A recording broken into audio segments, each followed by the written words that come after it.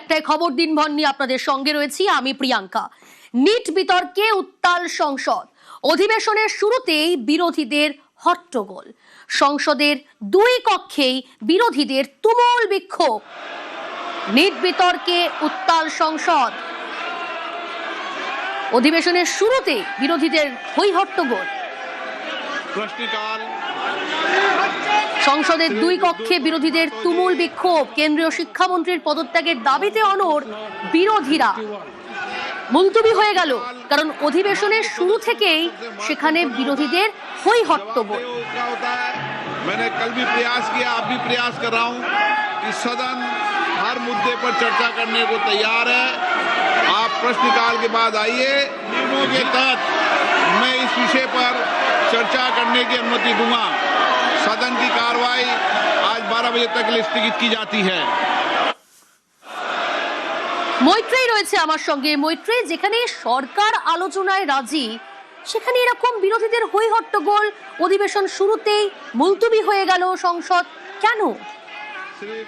দেখো, বিরোধীদের বক্তব্য খুব স্পষ্ট। তাদের দাবি হচ্ছে যে আগে ধর্মেন্দ্র প্রধানের পদত্যাগ করাতে হবে এবং তারপর সংসদে আলোচনা করা হবে, এবং এই দাবিতেই কার্যত অনড় হয়ে রয়েছে এই মুহূর্তে বিরোধীরা। এবং সরকারের তরফ থেকে বক্তব্য যে তারা আলোচনা করতে প্রস্তুত রয়েছেন, কিন্তু কোনো শর্ত সাপেক্ষে আলোচনা করতে তারা রাজি নন। এবং আজকেও রাজ্যসভা চলাকালীন সংসদীয় বিষয়ক মন্ত্রী কিরেন রিজিজু তিনি এই বিষয়টি উল্লেখ করেন। তিনি বলেন যে সরকার আলোচনার জন্য প্রস্তুত রয়েছে, কিন্তু যদি কোনো শর্ত আরোপ করা হয় সেই শর্ত সাপেক্ষে কথা বলতে তারা রাজি নয়। ফলে সেই জায়গায় দাঁড়িয়েই কিন্তু অনড় পরিস্থিতি এই মুহূর্তে তৈরি হয়েছে এবং বিরোধীদের দফায় দফায় যে বিক্ষোভ চলছে তার জেরে দফায় দফায় সংসদের অধিবেশন মুলতবি করতে হচ্ছে। ওকে, সঙ্গে থাকো মৈত্রী। নিট বিতর্কের আঁচ সংসদে, যে ছবি আপনারা দেখছেন, অধিবেশন শুরুতেই বিরোধীদের হই হট্টগোল, মুলতবি হয়ে যায় সংসদ।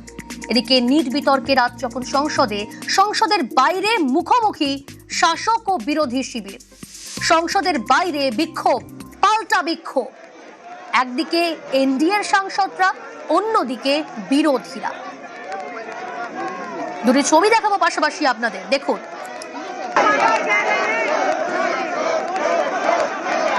সংসদের বাইরেও বিক্ষোভ, পাল্টা বিক্ষোভ।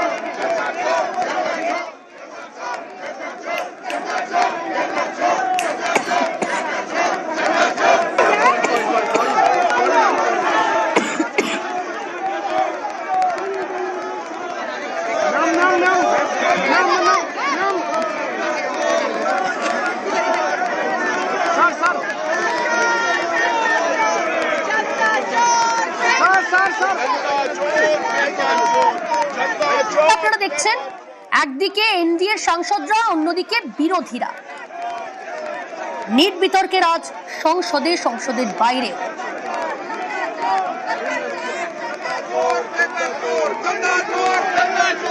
কি দেখা গেল আজ? একদিকে সরকার আলোচনায় রাজি, কিন্তু বিরোধীদের বেশ কয়েকটা দাবির কথা বলছেন। আমাদের প্রতিনিধি মৈত্রের সঙ্গে কথা বলছেন। মৈত্রী, একদিকে আমরা দেখাচ্ছি দর্শকদের সংসদ চত্বরে বিরোধীদের বিক্ষোভ, এবং তার পাশাপাশি দেখাচ্ছি এনডিএর তরফ থেকে বিক্ষোভ দেখানো হচ্ছে। এনডিএর তরফ থেকে পাল্টা কি কৌশল নেওয়া হলো? দেখো, এনডিএর তরফ থেকে এই মুহূর্তে যে অবস্থা নেওয়া হয়েছে সেটা খুব স্পষ্ট। তাদের বক্তব্য যে তারা আলোচনা করতে প্রস্তুত রয়েছেন, কিন্তু কংগ্রেস সহ অন্যান্য বিরোধীরা তারা রাজনীতি করতে চাইছেন এবং সেই কারণে, এবং পড়ুয়াদের নিয়ে তারা রাজনীতি করতে চাইছেন, সেই কারণে তারা আলোচনা থেকে পিছিয়ে আসছেন এবং শর্ত আরোপ করছেন। ফলে আজকে সংসদের অধিবেশন শুরুর আগে এমনই পরিস্থিতি তৈরি হয় যেখানে শাসক এবং বিরোধী পক্ষ প্রত্যেকের মুখোমুখি হয়ে যায়।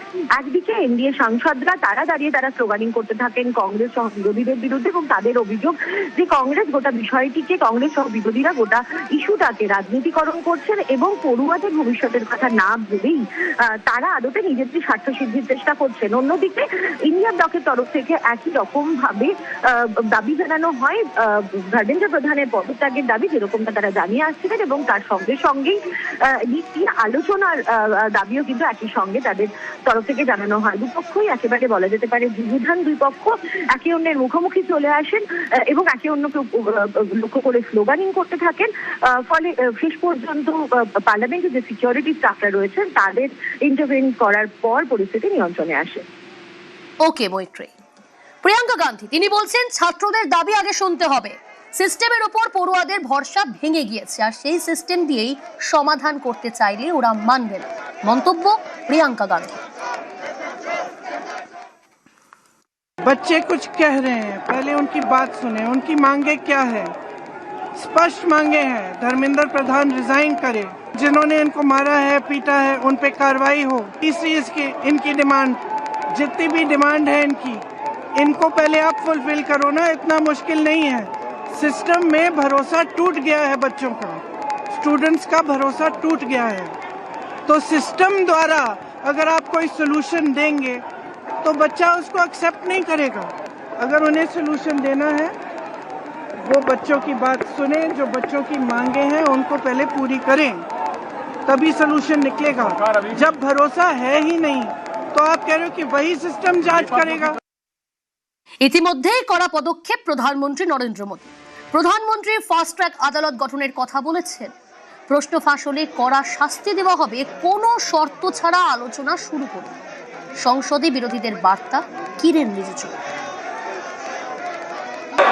आज आदरणीय प्रधानमंत्री नरेंद्र मोदी जी ने भी बहुत कड़ी कदम उठाते हुए देश को बताया कि जुडिशियल फास्ट ट्रैक कोर्ट भी बनाने के लिए, ताकि कोई भी देश में पेपर लीक करता होता है तो कड़ी से कड़ी सजा दिया जाए और जल्द से जल्द दिया जाए। इतना अच्छा सरकार किया गया। मेरा रिक्वेस्ट ये है कि आप कंडीशन मत डालिए, बिना कंडीशन डाले हो चेयरमैन आप डिसाइड करें और चर्चा तुरंत शुरू करें। हम ये मांग करते हैं कि चर्चा आज ही शुरू होनी चाहिए। যন্তর মন্তরে ককরোচ জমায়েতে বার্তা প্রধানমন্ত্রী নরেন্দ্র মোদীর। তিনি বলছেন যুব সমাজের কল্যাণের চেয়ে গুরুত্বপূর্ণ আর কিছুই নয়। এক স্যান্ডেলে বার্তা প্রধানমন্ত্রীর। নিটের প্রশ্নপত্র ফাঁসে ফাস্ট ট্র্যাক তদন্তের আশ্বাস। এক স্যান্ডেলে প্রধানমন্ত্রী লিখেছেন যুব সমাজের কল্যাণ ও ভবিষ্যতের চেয়ে গুরুত্বপূর্ণ আর কিছুই হতে পারে না। প্রশ্নপত্র ফাঁসের ঘটনায় অভিযুক্তদের বিরুদ্ধে দ্রুত ও কঠোর শাস্তি নিশ্চিত করতে আমরা ফাস্ট ট্র্যাক আদালত গঠনের সিদ্ধান্ত নিয়েছি। এ বিষয়ে প্রয়োজনীয় পদক্ষেপের জন্য সংশ্লিষ্ট কর্তৃপক্ষ ও আধিকারিকদের নির্দেশ দিয়েছি। এটি পড়ুয়াদের স্বার্থ সুরক্ষায় আমাদের ধারাবাহিক উদ্যোগেরই অংশ। যারা যুব সমাজের ভবিষ্যৎ নিয়ে ছিনিমিনি খেলতে চাইবেন তাদের কাউকেই রেয়াত করা হবে না। এক্স হ্যান্ডেলে পোস্ট প্রধানমন্ত্রী নরেন্দ্র মোদীর।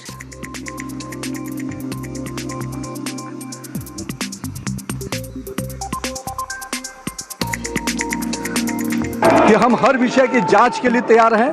फास्ट ट्रैक कोर्ट लाएंगे ताकि जो लोग भी इसके अपराधी हैं, जो लोग भी दोषी हैं, उनको कार्रवाई हो, और हम ये सुनिश्चित करेंगे कि हम किसी भी दोषी को बख्शा नहीं जाए। और नरेंद्र मोदी जी जब संकल्प लेते हैं तो देश की जानता है, दुनिया जानती है कि नरेंद्र मोदी का संकल्प का मतलब होता है उसको सिद्धि तक पहुंचाना। রাহুল গান্ধীর 3 দফা দাবি। কেন্দ্রীয় শিক্ষামন্ত্রীর পদত্যাগের দাবিতে অনড় রাহুল। পড়ুয়াদের কাছে ক্ষমা চাওয়ার দাবি রাহুল গান্ধীর। ছাত্রদের উপর যাদের হামলা তাদের বিরুদ্ধে পদক্ষেপের দাবি। রাহুল গান্ধীর এক্সপোস্ট, আর সেখানেই 3 দফা দাবির কথা উল্লেখ করেছেন।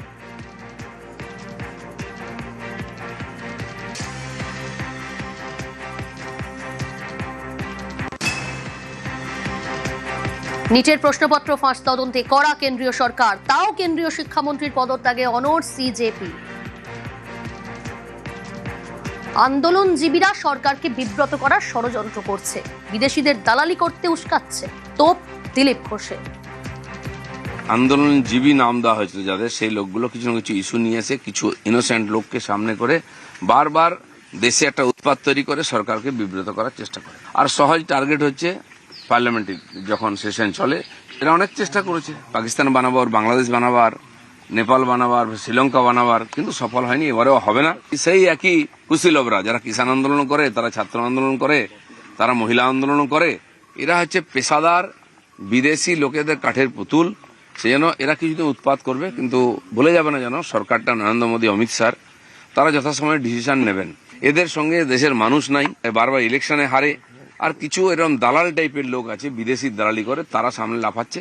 সাধারণ মানুষও চেনে আর যারা ওর মধ্যে এসেছিল প্রথমে আন্দোলনকারী, তারাও বুঝতে পেরেছে তাদেরকে এই যে যুদ্ধের বোড়ে তৈরি করা হচ্ছে।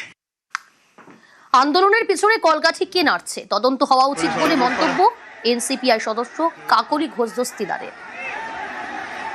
যেটাকে বলে হুলিগানিজম, যেটাকে বলে অ্যানার্কি, সেটা কখনোই সমর্থনযোগ্য নয়। কিন্তু তার সাথে সাথে আমাকে এটাও বলতে হবে যে পশ্চিমবাংলার শিক্ষা দুর্নীতি, নিয়োগ দুর্নীতি, সেখানে যারা বিচার চাইতে গেছেন বাচ্চা কোলে হয়তো বসে আছে রাস্তায়, তাদের উপরেও পুলিশ লাঠি চালিয়েছে, তাদের উপরেও রাজশক্তির আক্রমণ এসেছে। তাহলে সেই প্রশ্নটাও সামনে একসঙ্গে তুলতে হয়। এরা কোথা থেকে অর্গানাইজড হলো, পেছন থেকে কলকাঠি কে নাড়ছে যে তারা এত উচ্ছৃঙ্খল হয়ে সংসদ ভবনের উপরে হামলা করার জন্য এগিয়ে আসলো, এটারও যথাযথ একটা বিচার তদন্তের পরে হওয়া উচিত বলে আমি মনে করি।